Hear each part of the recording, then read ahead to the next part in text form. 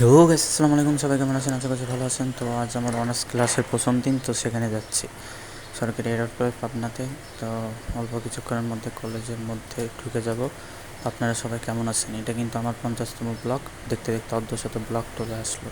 তো এটা হচ্ছে কলেজের ভিতর নতুন রাস্তা হয়েছে নবীনদের আগমন উপলক্ষে। বিভিন্ন ধরনের ব্যানার ফেস্টুনে সেজেছে ক্যাম্পাস। তারপরে এই যে ক্লাসে সামনের দিকে বসেছিলাম, অনেক লোক ছিল। তো এখানে গানের আয়োজন চলছিল, তো আপনারা উপভোগ করুন। ব্লগটা কেমন হলো বলুন।